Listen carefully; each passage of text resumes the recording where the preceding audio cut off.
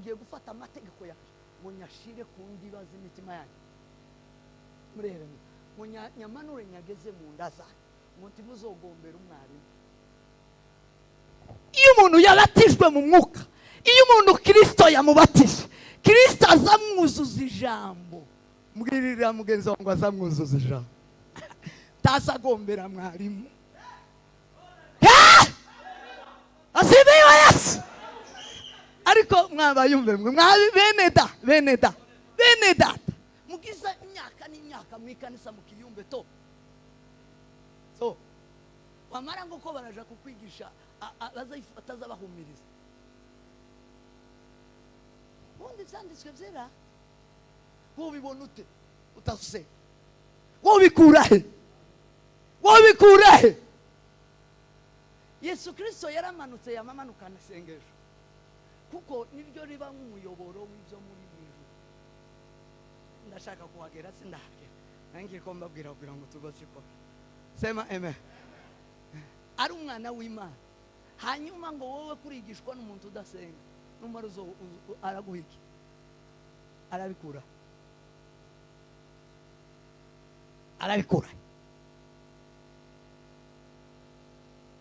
arakuzuza ubwenge bw'isi,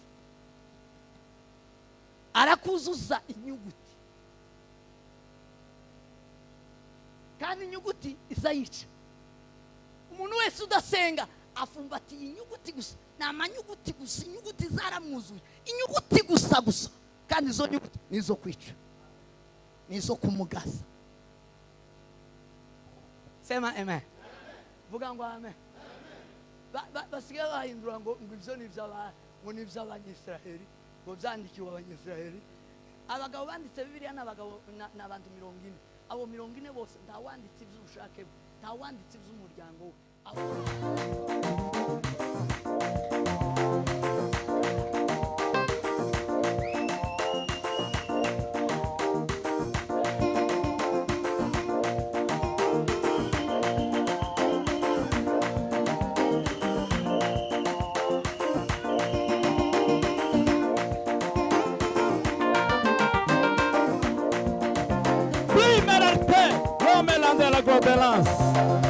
Simana we kwa sababu mkombozi wetu anakaribia. Haleluya.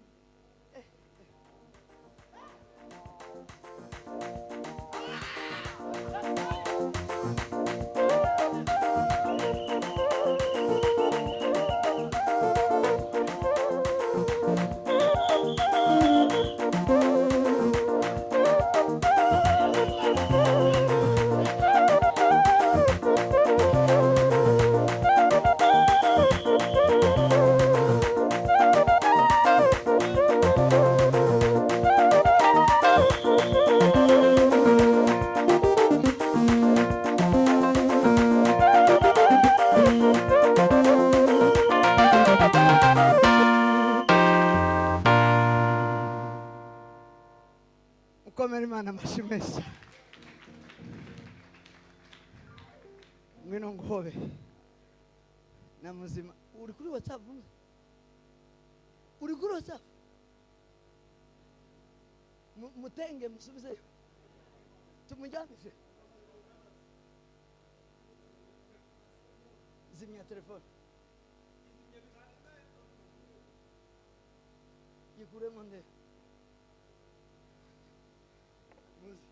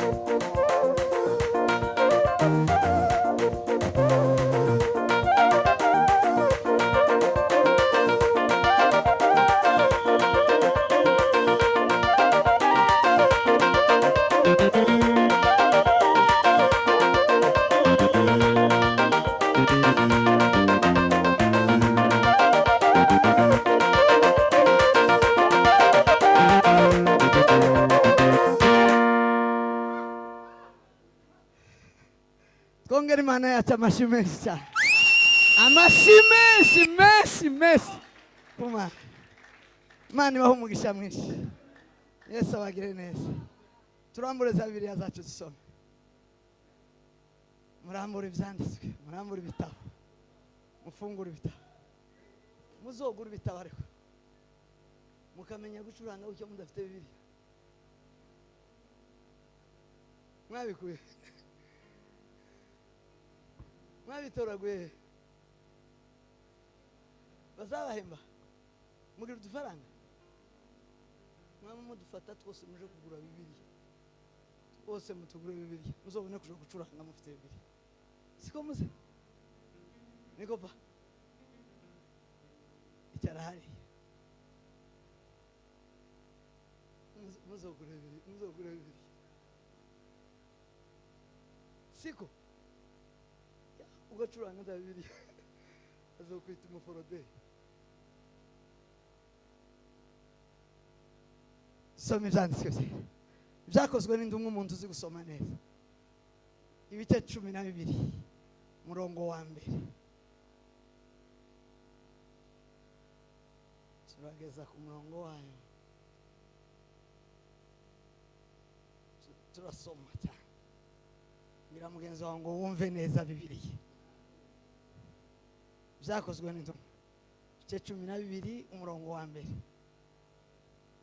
Hari umuntu bagweze mikrofone.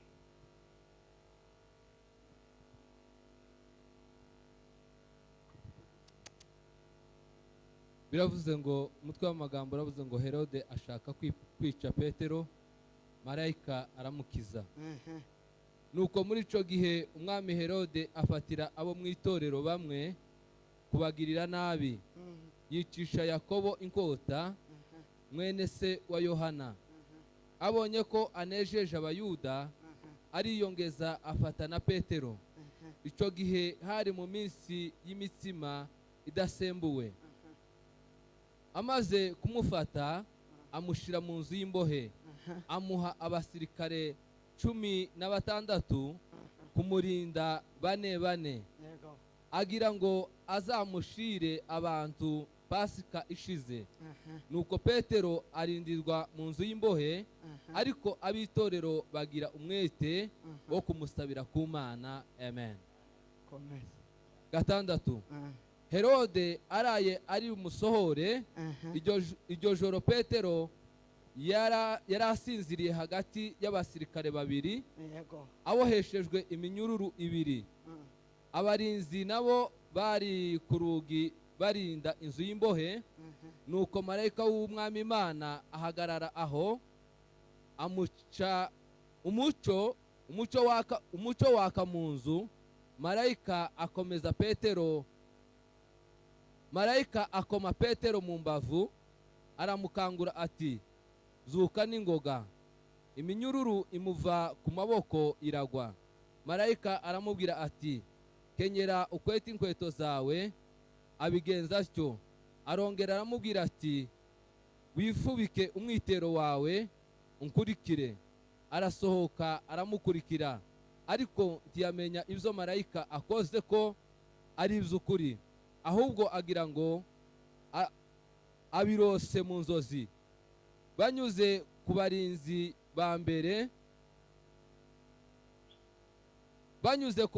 ba mbere no ku ba kabiri, bagera ku irembo rikingishijwe urugi rw'icyuma rija mu murwa. Rurabikingurira ubwarwo. Barasohoka banyura inzira imwe. Uwo mwanya marayika amusiga aho. Petero agaruye umutima aribwira ati, noneho menye by'ukuri yuko umwami Imana yatumye marayika wayo ikankura mu maboko ya Herode, ikankiza ibyo ubwoko bw'Abayuda bwategerezaga byose. Akibitekereza atyo, asohora kwa Mariya nyina wa Yakobo, nyina wa Yohana wahimbwe Mariko, aho abantu benshi bari bateraniye basenga. 13 hari hamfashije. Ku 13 haravuze ngo Petero akomanga ku rugi rw'irembo, umuja witwaga Rode aja kubyumva, amenya ijwi rya Petero. Ibi neza bimubuza gukingura, nuko yirukanka asubira mu nzu, ababwira yuko Petero ahagaze ku irembo. Amen.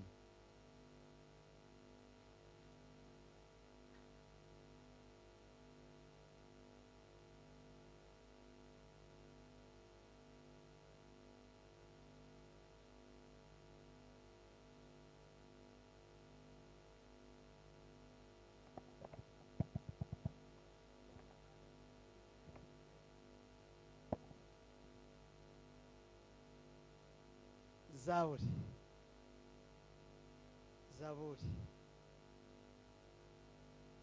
107 umurongo wa 6 kugeza ku 9.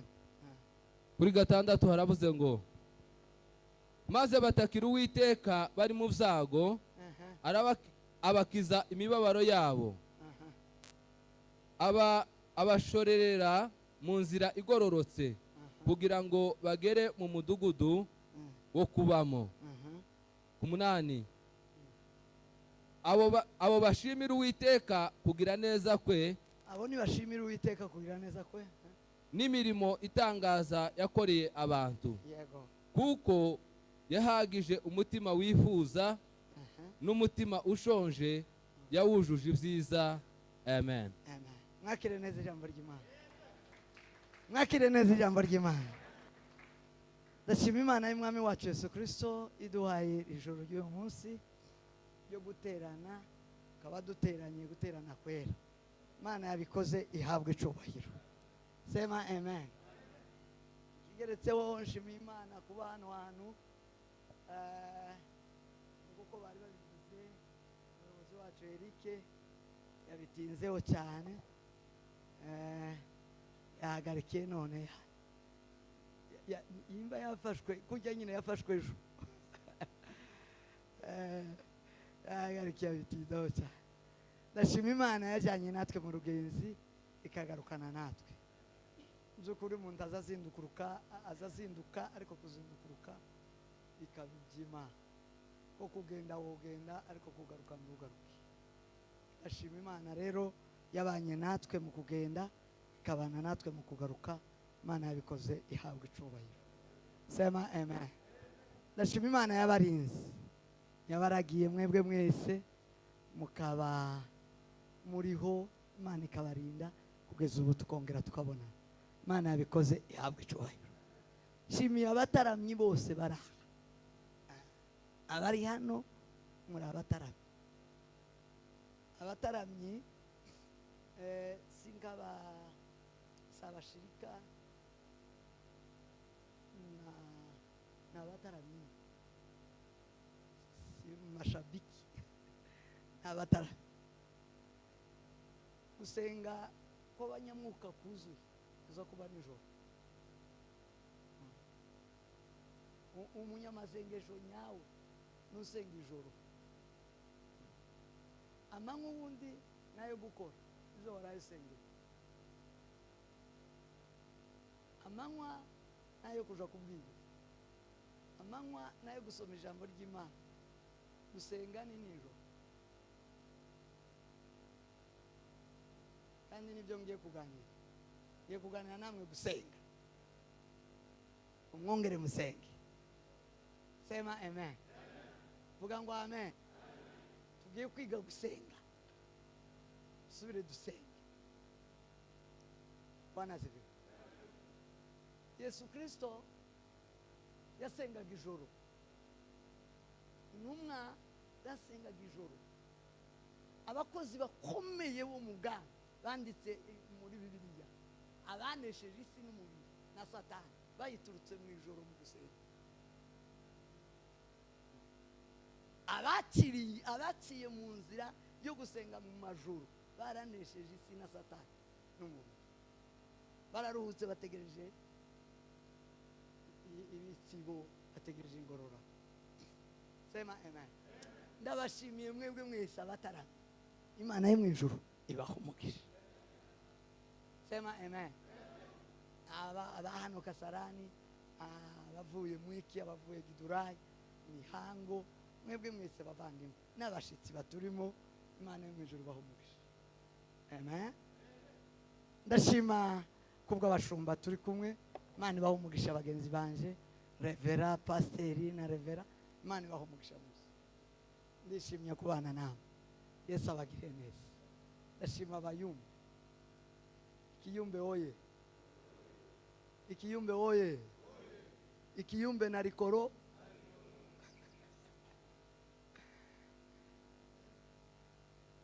Ikiyumbe oye. Imana ibaha umugisha mwese. Abayumbe Yesu abaha umugisha. Ndashimye Imana ko tugiye kuganira nawe. Kandi tubwirana inama ubwo ari twenyine. Reba mugenzi wawe nimba turaba imbe twenyine tubwiza. Reba uruhande rwawe ko nta wundi watuje. Imana ibaho umugisha mwese. Sema amen. Hanyuma naza mbwira Revera ngo ari ubanza atwigishe. Imana nze gusoza dusenga. Yarambwiye ngo ahubwo ubwo yarambonye ko bagiye gutaha, ariko niba wigishije hanyuma nanjye aja guhugura twamara tugasenga. Sema amen. Ariko reka mbikoreho ke. Ndashaka kuganira namwe cyangwa kuvugana namwe hejuru yo gusenga. Ubuzima bw'Imana, ubuzima bw'abanyamwuka, ubuzima bw'abakijijwe. Sema amen. Vuga ngo amen. Hari imibatizo ibiri kugira ngo umuntu yemerwe kuba umukristo. Imibatizo ingahe? Gusa. Kugira ngo umuntu yemerwe kuzaga ubwa kabiri, kugira ngo umuntu yemerwe kuva mu bumuntu yinjire mu kuba Imana cyangwa mu kuba akugira ADN y'Imana, kuvuka ni ukubatizwa kabiri. Amen. Ni ukubatizwa kangahe? Kabiri. Mubatizo wa mbere ni uwa Yohana. Mubatizo wa Yohana nicyo cyazanye Yohana gusa. Mubatizo wa mbere ari we nteguza yateguje Kristo kugira ngo umuntu ahinduke rwose ku mwana w'Imana. Sema amen. Nuko abasha kubatizwa umubatizo wa Yohana. Umubatizo wa Yohana kwari ukwihana, yari toba, yari kwicuza, kwihana, guhindukira, kuva mu byaha, gutandukana n'ibyaha. Sema amen. Iyo umuntu rero atabashe kugira ubushake, atabashe kugira gukunda, kuvuka ubwa kabiri, aciye mu kwitandukanya n'icyaha, ntashobora kuzobona umwami. Sema amen. Cyo gituma Yesu yarahiye, arahirira Nikodemo, aramubwira ngo ni ukuri, arasubiramo ngo ni ukuri, nutabyaga ubwa kabiri Nikodemo, ntabwo uzobona umwami. Nikodemo ntiyari umupagani wo hanze, apana. Nikodemo yari uwo mu ikanisa, yari umutambyi, yari umwarimu, yari dogiteri, wigisha ibyanditswe byera, yigisha Bibiliya, yari umuyobozi. Ariko aramubwira Yesu ngo amwitegereze, asanga ataravutse, aramubwira ngo uracyari umuntu. Ntabwo na bukeya wari wahinduka ngo uhinduke ku mwana w'Imana. Nta shusho y'Imana ufite na bukeya, nta ADN, nta bumana bukurimwo. Ariko kugira ngo ubashe kugira ubumana, genda uvuke, genda wongere uzagwe. Sema amen. Vuga ngo amen. Hakini yaramubwiye ngo nabashe kuzagwa n'amazi, azagwe n'umwuka n'umuriro. Umubatizo wa Yohana wari uw'amazi, wo kwihana ibyaha, kwatura, kubabazwa n'ibyaha. Umuririmbyi yararimbye w'igiswahili aravuga ngo zambi zilinichokesha nikamgeukia Mungu akasema neno nzuri la amani na faraja. Haleluya! Asifiwe Yesu. Ahimidiwe Bwana wa mabwana. Ahimidiwe Yesu. Kugira amani, kugira mahoro si ukuguhungiza. Kugira amahoro si ukukubita keyboard ngo tuneze umutwe. Amarangamutima yose acemuke, ubusore bwose bugaragaremo. Oyaye, kugira amahoro yo muri Kristo ni ugutandukana n'icyaha, ni ukwanga icyaha. Sema amen. Vuga ngo amen. Yesaya arandika arahanura, aravuga ngo ni ukuri nta mahoro y'umunyabyaha, ni ko Uwiteka avuga. Yesaya 57 umurongo wa 20. Nta mahoro y'umusore ugikora ibyaha, nta mahoro y'umuyumbu ugikora ibyaha, nta mahoro y'umukobwa cyangwa umugabo umugore ukibana n'ibyaha. Umuntu ataratandukana n'ibyaha tiyemerewe na gatoya kwitwa umwana w'Imana. Iyo wiswewe uri umuforoderi, uzofatwa, uzokubitwa, ubizire. Tiwemerewe.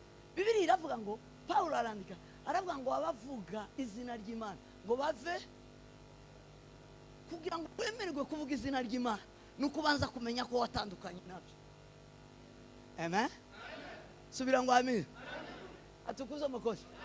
Ene sekewa bari bakora mu gitaramo, bari banyine n'abanyagitaramo, babana na Paulo, babana na Paulo gutya neza, baregerana bakaza bicarana ndagirana ngoma. Arangize babona Paulo burya azayirukana amapepo. Paulo agafata umuntu akavuga ngo mu izina rya Yesu daimoni musohokemo, daimoni akagenda. Mamare bene sekewa naho baserukaho Paulo atari, baravuga ngo mu izina ya Yesu cyo twumva. Bari basenzega, barasenga biranga. Reka tuvugishe yazina cyo twumvana, hajya cyo dutaramana, abarya cyo dutaramana. Gira mugenzi wangu umunsi umwe uzoburi wenyine. Uko tuzohora. Inzira yo kuja mu ijuru narayikunze. Ntawe uzohotera ubundi ngo asange haracitse. Inzira yo kuja mu ijuru ni wowe wenyine.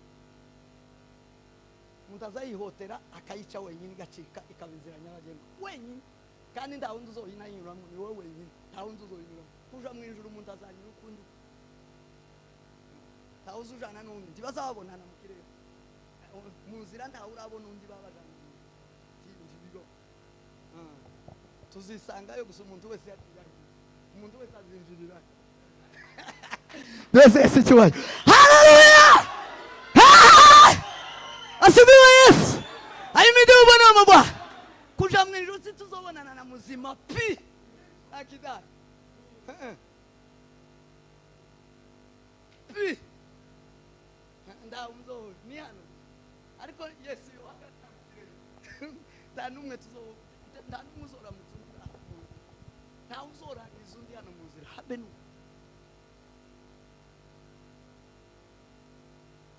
azivyo mako tuzobonanira yo twashitse twese kumbe nawe uri washitse washitse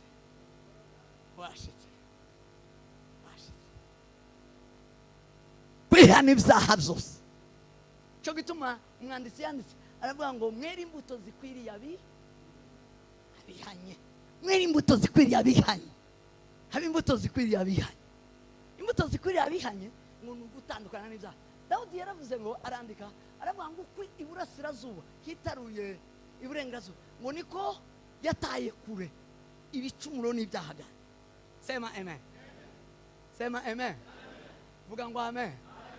Umuntu ugomba gukorera Imana ni umuntu urangiza ibyaha biri kure. Pawulo aravuga ngo iby'isi ngo azabibona bibambwe kuri we ngo nawe abambwe kuri byo. Ni ukuvuga ngo ndaguhura iyo ubambwe ubambwe nyine ndakubambura buriyo ufashe fati wiriye undi afati wiriye bwira mugenzi wangu uko niko kubyaha.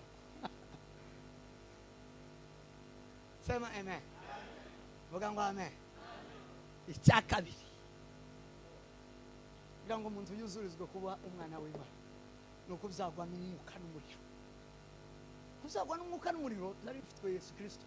Yohana yarabivuze neza aravuga ngo iyo warabatirisha amazi ngo ari kuri nyuma ye azabatirisha umwuka n'umuriro. Sema amen. Vuga ngo amen. Ndashaka kugera ku isomo ryano. Amen. Naringize umbibutse ndere ko mwaza tuzamura ibiganza Imana wamugisha timusinzira ariko kidabona muri maso muri sawa ningaho dukumbura nyinyi. Sema amen. Vuga ngo amen. Yesu niwe wari ufite umubatizo wa kabiri. Umubatizo wa Yesu ni uw'umwuka kuko ubatiza mu mwuka. Nicyo tuma yabwiye wa Samariyakazi aramubwira ngo igihe kirasohoye igihe kirashitse kuko basenga data batagomba kumusengera ku misozi. Ubu nyine ntitugisengera mu mabati cyangwa mu mahema cyangwa mu misozi dusengera mu mwuka. Sema amen. Tiduteraniye muri impact. Uyu ni umubiri wateraniye muri impact ariko abateraniye muri Kristo abateranye ku bwa Kristo bateraniye mu mwuka. Sema amen.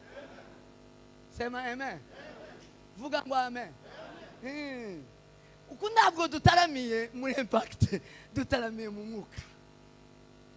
Abazawe ubwa kabiri Yesu akaza iyo uvuye kuri Yohana uzusingirwa na Kristo ari kumana. Sema amen. Vuga ngo amen. Barabana baje bakurikirana iyo uvuye kuri umwe gucuza utera intambwe ya kabiri ukamwiterera muri Kristo. Iyo uvuye mu kwihana uba winjiye muri Kristo. Cyo tuma Yesu aje kumaraho ibyaha ngo akwinjize mu mwuka. Yesu akakubatiza mu mwuka. Sema amen. Kubatiza mu mwuka asifiwe mukozi. Vuga ngo amen. Nukuyoborwa na Bibiliya. Bibiliya ni umwuka. Yohana ibice 6:63 biri iravuga ngo amagambo mbabwira niwe mwuka kandi uwo mwuka niwe utanga ubugingo. Sema amen. Ijambo ry'Imana niwe mwuka. Abanyamwuka rero Yesu Kristo yaje kutwuzuza amategeko y'Imana ayananiranye kera.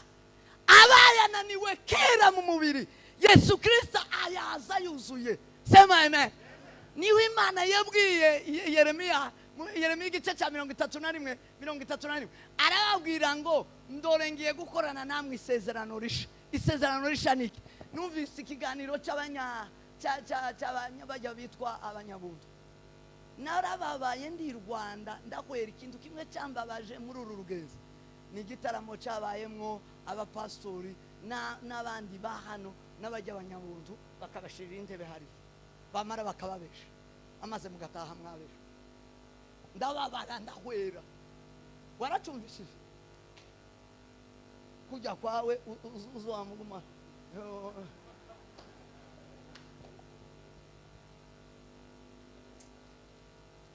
kintu cyambabaje muri urugenzi wa nababajwe n'uburyo hari harimo abapastori bagenzi be n'abayumva bakabesha babashize imbere bicaye kuri rutare babasobanura ngo isezerano rishe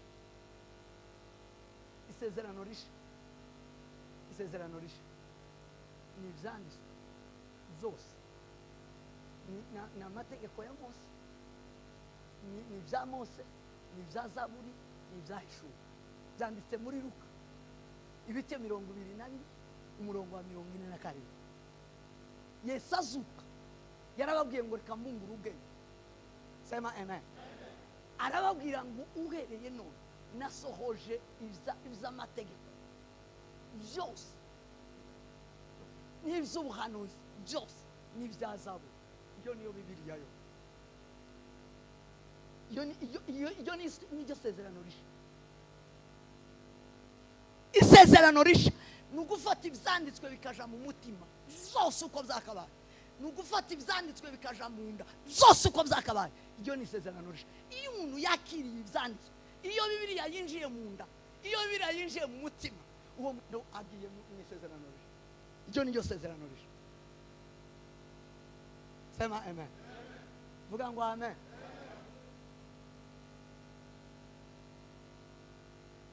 Ndababara ngiye gufata amategeko yawe ngo nyashire ku ndiba z'imitima yanyu murereme ngo nyamanure nyageze mu nda zanyu ngo ntimuzogombera umwarimu. Iyo umuntu yabatijwe mu mwuka, iyo umuntu Kristo yamubatije, Kristo azamwuzuza ijambo. Mbwirira mugenzi wawe ngo azamwuzuza ijambo, tasagombera mwarimu. Asibiwe Yesu. Ariko mwabayumve mwe bene da mugiza imyaka n'imyaka mwikanisa mukiyumbe to wamara ngo ko baraja kukwigisha atazabahumiriza.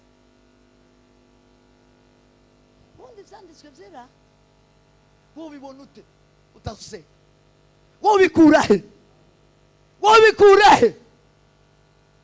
Yesu Kristo yaramanutse yamamanukana isengesho kuko niryo riba nk'umuyoboro w'ibyo muri mwijuru.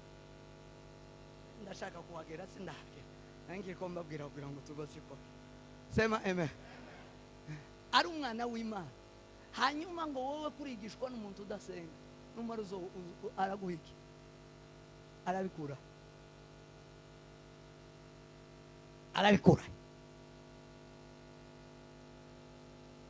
arakuzuza ubwenge bwiza, arakuzuza inyuguti, kandi inyuguti izayica. Umuntu wese udasenga afumbatiye inyuguti gusa, ni amanyuguti gusa, inyuguti zaramwuzuye, inyuguti gusa kandi izo nyuguti nizo kwica, nizo kumugaza. Sema amen. Vuga ngo amen. Basigaye bahindura ngo ibyo ni iby'Abanyisiraheli, ngo byandikiwe Abanyisiraheli. Abagabo banditse Bibiliya n'abagabo n'abantu 40. Abo 40 bose nta wanditse iby'ubushake bwe, nta wanditse iby'umuryango we. Abo bose banditswe ibyanditswe byera, banditswe impumeko y'Imana. Bari buzuye umwuka wera w'Imana, ntibaza bakora ibyaryo. Bibiliya iravuga Yesu Kristo yaravuze ngo uwo mwuka ngiye kubohereza ngo ndazavuga ibye tazavuga ibye, azavuga ibya Data. Yesu Kristo yarabivuze aravuga ngo sinje ku bwanje, simbabwira ibyanjye ndababwira ibya Data. None ninde uzubabwira ngo Bibiliya yavuze umuntu cyangwa yavuze ubwoko? Bibiliya zivuga Imana. Mbwira mugenzi wangu ngo Bibiliya zivuga Imana. Asifiwe mukozi. Ahimidiwe Bwana wa mabwana. Cyo gituma yabananiye gutwara, cyo gituma yatunaniye gusoma. ntabwo ari hino mu mubiri ndi woyitahura ndi woyumva ntigira ururimi rw'igiheburayo ntigira ururimi rw'ikigiriki ntigira ururimi rw'igifaransa n'icyongereza igira ururimi rwo mu ijuru kugira ngo uyumve nuko wogira ururimi rwo mu ijuru sema amen vuga ngo amen subira ngo amen ukuza wumva umunyamurenge kubera ko uri umunyamurenge imbere noneho waje ku ishuri wiga igifaransa ukamira umufaransa noneho umufaransa yavuga ukamwumva kandi nawe ukamusubiza rwa rurimuzi uko wamize nyirago aba muri wowe cyo gituma uzi umwumva asive umugozi vuga ngo amen ko mugira abongereza muri wowe nimba uzi icyongereza wamize umwongereza aba muri wowe cyo gituma uza wumva icyongereza iyo utamize umwongereza ati wokumva umwongereza kandi ndi wona kivu asive umugozi Yesu Kristo rero yaje umwuka nuko kuzuza ijambo abantu batagira ijambo ry'Imana si abanyamwuka mbwira mugenzi wangu wose umunyamwuka habe niyo woba mwikanisa imyaka rikaza rishira rigasaza irindi bakakubakiraho irindi rigasaza bakakubakiraho irindi rigasaza utaramenya ibyanditswe neza mu buryo bw'umwuka utabitwara bitakuba mu mutima bitakuba mu nda Yeremiya yaravuze ngo iryo jambo rimaze kuboneka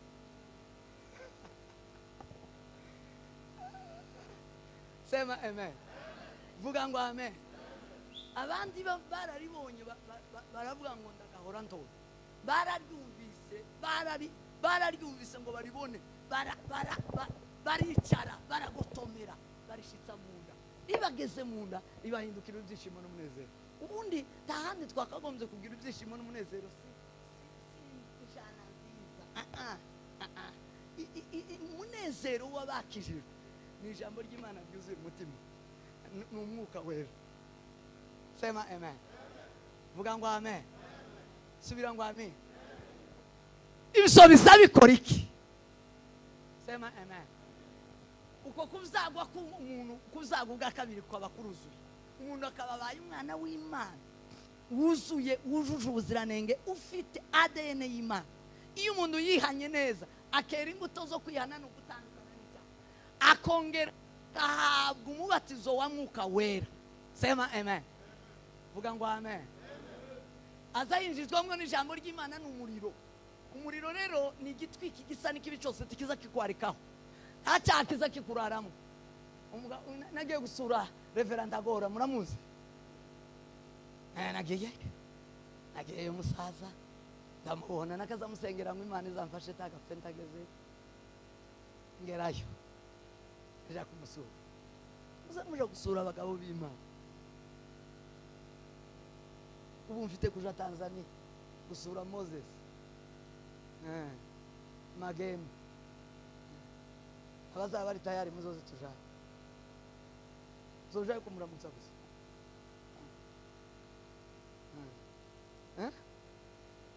zo kujaye muzoze tuzoge ndamusura ambwira amagambo atatu mu magambo menshi twaganiriye sema amen vuga ngo amen subira ngo amen ni mwene wanyu umugabo w'imbaraga arazisazanye mwene wanyu arazisazanye arambwira ngo ijambo rya mbere yarambwiye ngo muza mwiha agaciro nk'abakozi b'Imana muza mugenda muremereye apana kujahuka muza mugendana authority confidence sema amen vuga ngo amen nta muntu uba mu Imana utagira igikundiro n'igitinyiro kandi bivanze biba biri hamwe aravuga ngo Kristo akugeze mu zuremera ntabwo uzupfa gukubira nyuma gusa uzuremera ukiha agaciro ukagira agaciro kabimwe Eric yaza avuga ngo turimo kubakarira mwe ninde ugukarira turagegwamo na Kristo ubundi nda uriho kugira ngo nguhe umurongo sinje ufite umurongo ni Kristo ugufite umurongo n'umwuka we.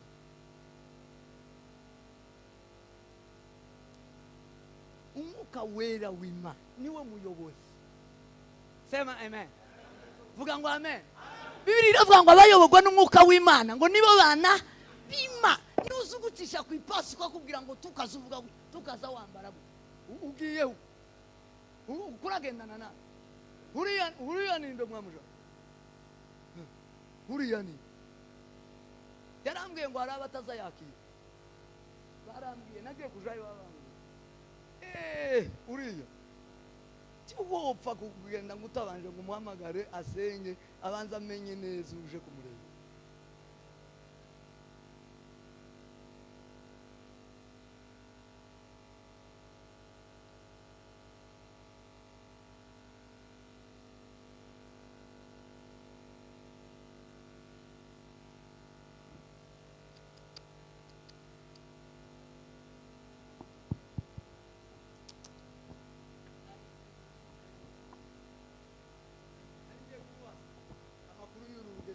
Mwijuru no ndayoba ngo nyobe mpamagara umuntu ngo nandangire sinari nafite nimero ye arambwira ati reka ngweze nimero umwihamagarire ti kuko ubwo wagiye nta appointment ufite arashobora kutakwakira.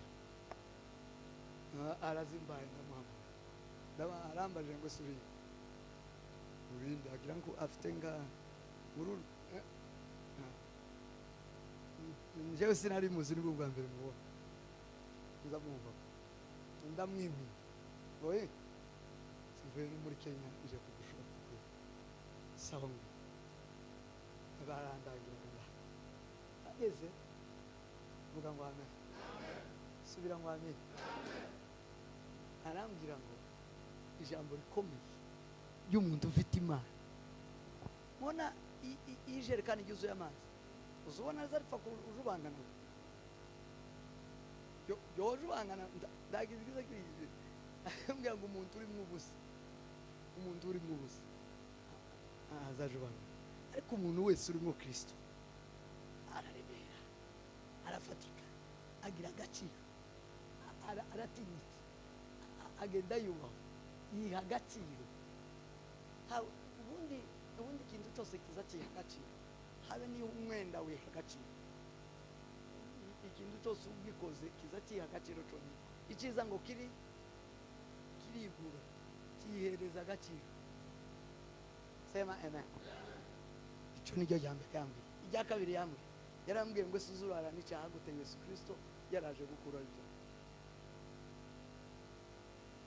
nigutu umuntu azayirwana igicumu akakirara Kristo aricyo camuza Yesu Kristo yaje kugira ngo amareho ibyaha. Sema amen. Vuga ngo amen.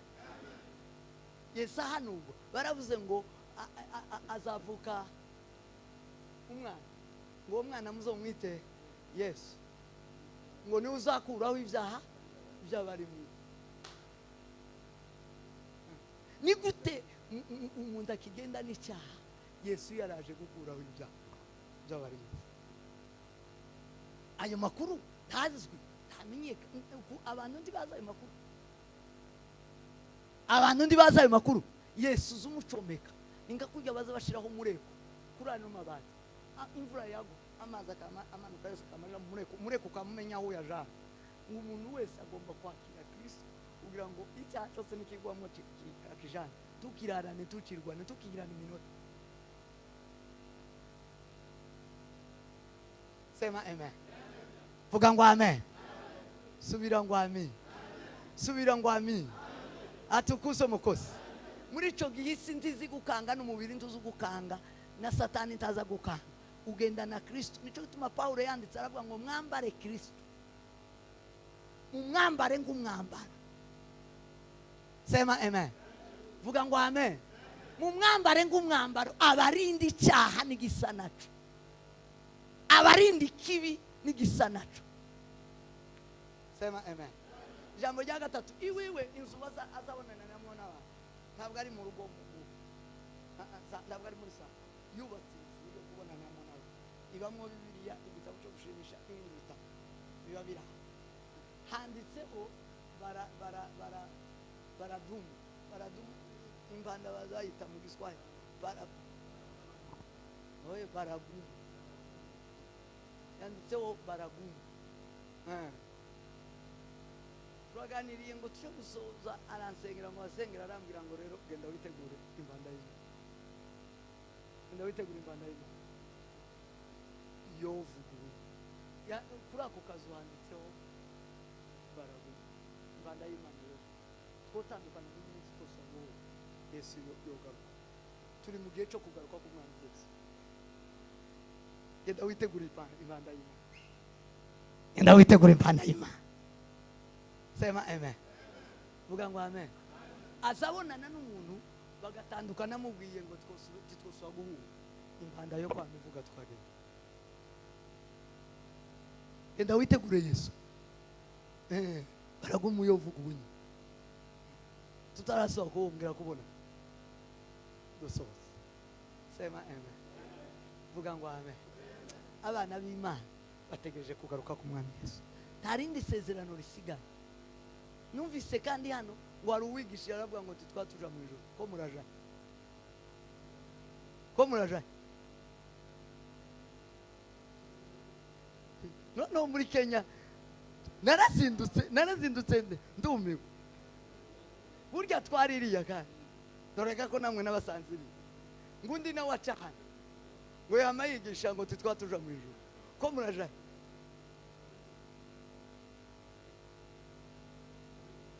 Timwamwumvise kandi azayigisha hano, waramwumvise? Ni hano iwanyu yarari mwaramwakiriye avuye muri Amerika, nimba ari muri Amerika mbere. Harigisha ngo twatubigisha ngo muje mu ijuru, twadukizwa ngo tuje. Ko muraja hanze?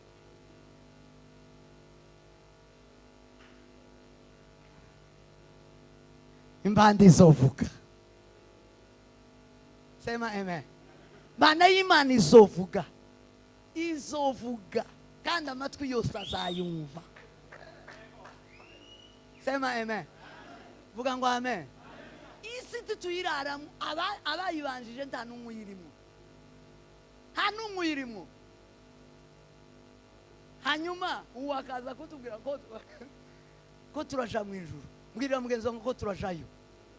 Aho Yesu ari niho tuzajya. Yarabivuze wenyine. None ninde ni uwe muvuga butumwa woza kuvugurura iryo Yesu yavuze ngo aho nzoba niho namwe none ari. Iyo mbaho mba narahagurutse ngamubaza ngo se wewe wavuyeyo ari Yesu Kristo, ko turaja wa? Sema amen. Ibyo byose kuzagubwa kabiri bitwuzuriza kwera. Ukuvuga ngo icyo dukoze cyose mu bwami bwo mu ijuru bw'Imana bupimirwa mu mutima wejejwe. Iyo uririmbira ku mutima wejejwe urahimbaza bikemera. Sema amen. Iyo uvugira ijambo ry'Imana ku mutima wejejwe biremewe. Sema amen. Uri umukozi w'Imana.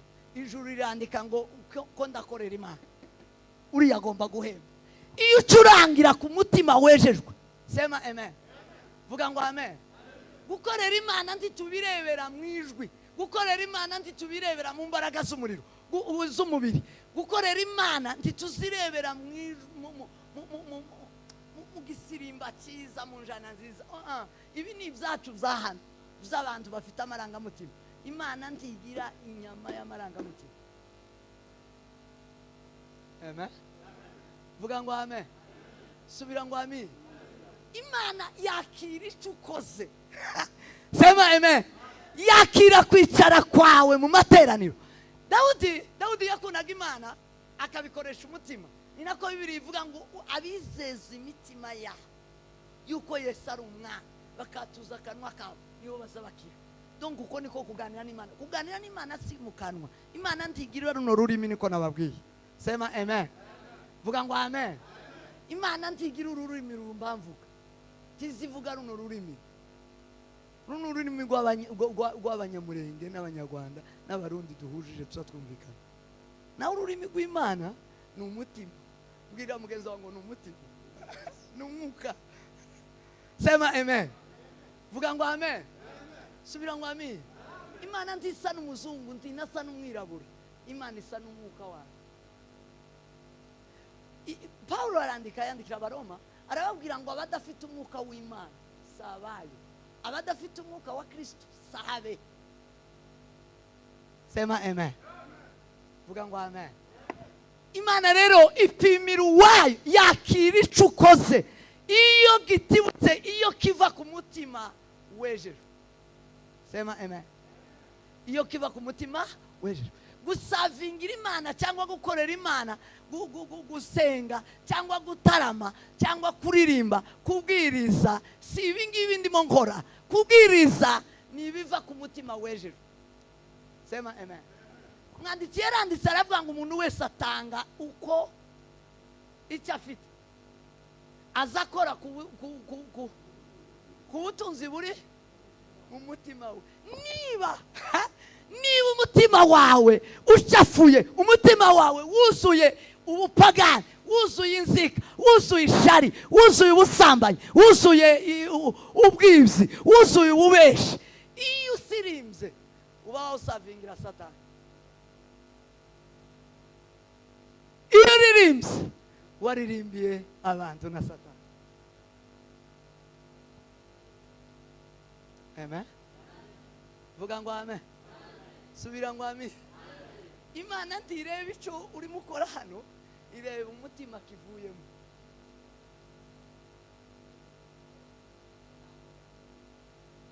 Cyo gituma birivuga ngo nuje imbere y'Imana urinde ikirenge cyawe, winire wisuzume. Sema amen. Nuje ku ruhimbi rw'Imana winire wisuzume umutima wawe wese, nuweza igiti bukamwo cyose cyangwa ikivamo cyose kirahimbaza umwami Yesu. Asifiwe makosa. Ahimidiwe Bwana wa mabwana. Ahimidiwe Yesu Kristo. Abameze batyo bose bazawuga kabiri. Abameze batyo bose bafite ADN y'Imana. Abo rero nibo nashatse kuvuga hano. Dusomye amakuru y'indumwa hejuru yo gusenga. Amen. Ariho ndangiriza. Hejuru yo gusenga. Ubundi twebwe abitwa abanyamasengesho, twebwe abitwa abayumbe, twebwe abataramye kino gitaramo, nicyo abantu bihebeye mu gusenga, apana bihebeye mu kuririmba. Hello? Amen. Munumve neza.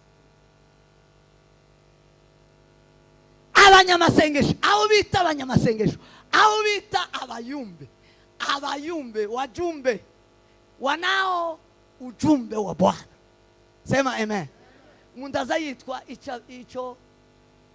icyakora, icyarico. Mujumbe si ubuhanga bwo kuririmba. Mujumbe ni ubuhanga bwo gusenga. Mbwira mugenzi wangu ni ubuhanga bwo gusenga. Amen. Sugutinda mugisirimba. Ndagikunda. Mbwira mugenzi wangu nawe aragikunda.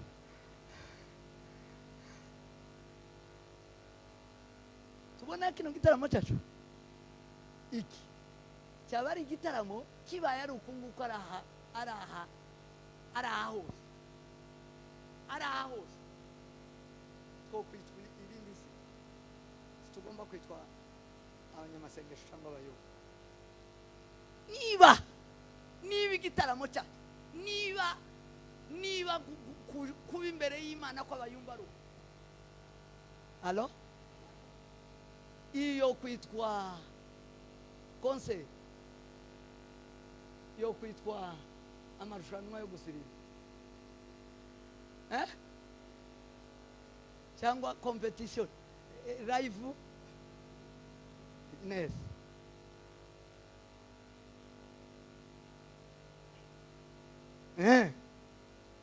Niba ari aha hose ari imbere n'inyuma ari uzohindura igitaramo cy'abayumbe, igitaramo cy'abanyamasengesho ni ugupfukama, ni ugusenga. Sema amen. Gusenga kugeza ryari? Niyo nashatse kubabwira. Gusenga kuva he? tukagerayo. Niho nsozoreje. Muracyari maso? Muracyari maso? Duhetse se cyubahiro murambuye ibiganza. Haleluya! Sema amen. Mbwira mugenzi wangu gabanya ibitari ibyo. Ibitari ibyawe. Gabanya indirimbo, gabanya ibisirimba. Gabanya.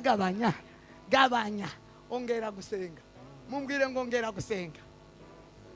Gusenga guheraye. Asifiwe Mwokozi. Ahimidiwe Bwana wa mabwana. Ahimidiwe Yesu Kristo. Gusenga guhera mu kwifuza Imana. Muntegere. Gusenga bihera mu kwifuza Imana. Gukunda Imana ukayifuza ukayikumbura. Undi icyo bita gusenga kw'abanyamasengesho kw'abasenga no gushaka mu maso h'Imana. Kwifuza mu maso h'Imana. Apana mahitaji. Titurahage. Sema amen. Ariko abakinyi b'umuziki muranyemerera nite buryo kubwo impamvu z'ikigwa dufite. Ni sawa? Ko muranyumva? Abakinyi b'umuziki. Abakinyi b'umuziki. Muzima ari hariya. Namwene data n'indari.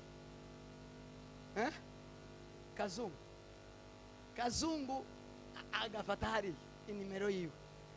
Natwe tugafata izi zacu. Aba ni abakinyi b'umuziki. Mu gihe ari aha hose dufite. Amen. Niba ari aha hose tuba, niba ari aha hose igituma ikiyumbe kizayifutse, ubuzayifugwa ikiyumbe ndahandi nuko bwavuye aho buba bukaja ataraha.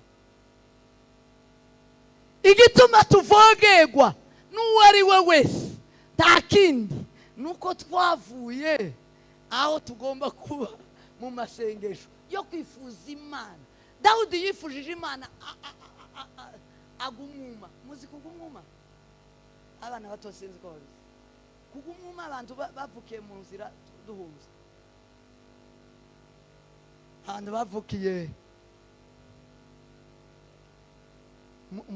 munsi hariya twisi buvira kwibarabara. Abantu bavukiye kwibarabara bose. Sinzi ko kwibuka umuntu. Kugumuma Dawudi yaguye umwuma atekereje Imana. Tiyaza yiruka. Tiyaza nabyina. Apana. Yaramutekereje gusa. Atekereza Imana, yifuza Imana agumuma.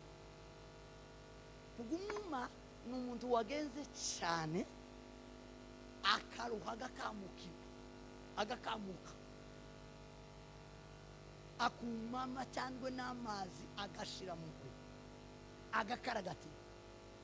Donc yatekereje Imana k'urugenzi rw'umuntu wagiye gwakura. Sema amen. Vuga ngo amen. Abanyamasengesho ni abantu baza batekereza Imana k'abantu batoye urugenzi rwo kuja kure. Sema amen. Nene data yavuze ngo yakumbuye igitaramo atega za moto. Ngo igitaramo cyamufatiye mu mujyi. Ngo yumvishe umuntu uririmbye. Yamatekereza ngo aho ikesha ryabaye ngo ara iriya ni inyota. Kiriya nicoza biti inyota. Sema amen. Tutagize inyota y'ubumana yo gutekereza Imana tiwosenga. Gusenga ni ugutekereza Imana. Apana gutekererezwa. Gutekererezwa no gutekereza biratandukanye. Sibyo? Iyo turi hano turatekererezwa. Mbwirira mugenzi ngo hano no gutekererezwa. Ariko hanze ya hano no gutekereza. Twese cyo. Haleluya! Abanyamasengesho, abayumbe bakasarani n'abayumbe bagidurayi n'abayumbe ba Mihango bavandimwe turi muno. Niba turi abayumbe, ikiyumbe umutima wacu aho gishinze aho kiba, ntabwo tuza kuririmba, ntabwo tuza kubyina, tuza gusenga. Sema amen. Ntabwo umuyumbe aririmba, umuyumbe arasenga. Ntabwo umuyumbe abyina, umuyumba arasenga. Gusenga ni ugutekereza Imana naho bihera. Atekereza Imana byimbitse, yifuza Imana byimbitse, agirira Imana inyota bitari ibyo mu mubiri, ibyo mu mutima. Haleluya, asifiwe Mwokozi. Ahimidiwe Bwana wa mabwana. Umutima ugafukama, ukaza gufukamisha amavi, ariko ari wowe wapfukamye wawe, naho bihera. Biza bigera ndashoje. Murambura ibiganza agira sose. Murambura ibiganza agira sose. Usinziriye guteta sose. Sema amen. Ega sose. Sema amen. Ngumuyumbe. Aho duhera gusenga naho guhera. Kukarangirira he. Gusenga kurangirira. Ngiye kuvuga ibintu bitatu. Ni byinshi ariko reka mvuge bitatu. Sema amen. Destiny yo gusenga. Umuntu wasenze by'ukuri, umuyumbe nyawo. Turebe muri Bibiliya intumwa, twasomye amakuru ya Petero n'intumwa n'izindi ntumwa. Petero abanyetorero barasenga ngo bamufashe, bamaze kwica Yakobo wavukanaga na Yohana bene Zebedayo. Uwo niwe bishe, niwe Herode yishe wa mbere. Ngo amwishe abantu baranezerewe, ariko yamwiciye mu bihishwa. Baje gutanga amakuru gusa ko yamwishe, ariko batamubonye aho yamwishe. None afata Petero ngo amwiyongeze kugira ngo anezeze neza abayuda.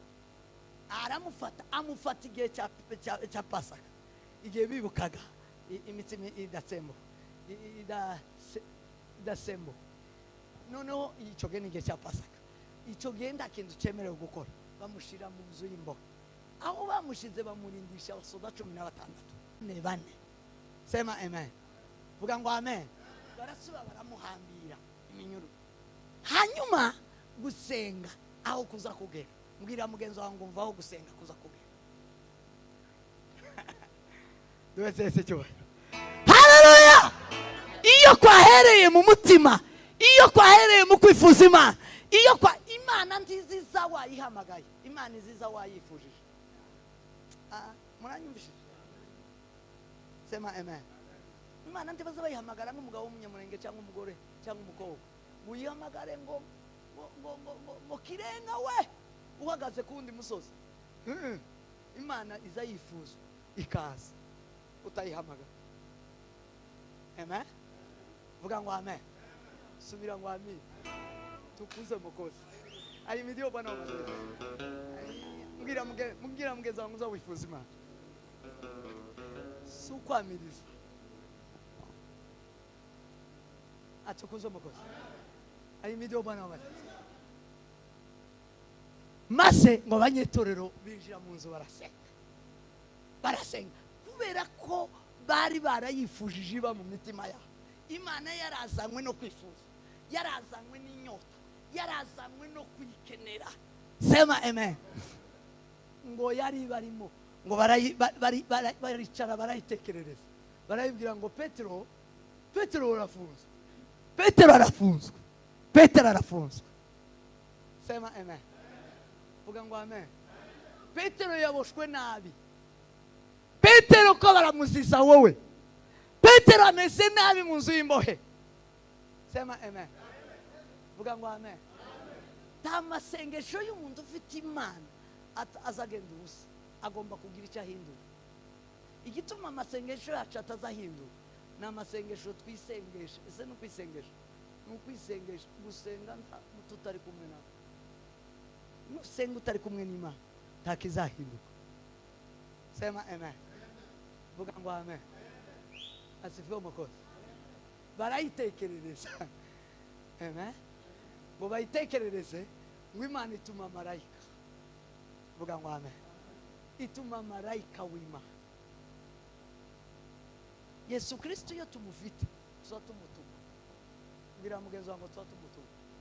Nta muntu wotumwa adafite. Wotumwa udafite kibibaho. Marayika w'Imana, iyo bavuga marayika w'Imana baba bavuga nde? Bavuga Yesu Kristo.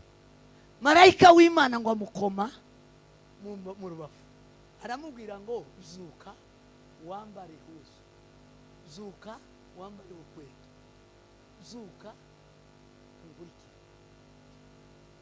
Sema amen. Vuga ngo amen. Gusenga kw'abanyamasengesho, kw'abanyamwuka, gusenga kw'abakijijwe, gusenga kw'abafite imitima yejejwe yifuza Imana, ni ukugeraho ihindura. Amasengesho y'umukristo nahindura situation. Sema amen. Vuga ngo amen. Ibihe biratugoye, byaratunaniye, byaratuzonze, umuntu ugasanga yaranabutswe, ugasanga yarananutse, twarashize, twamazwe niki? Twamazwe no kudasenga. Mbwira mugenzi wangu, twamazwe no kudasenga.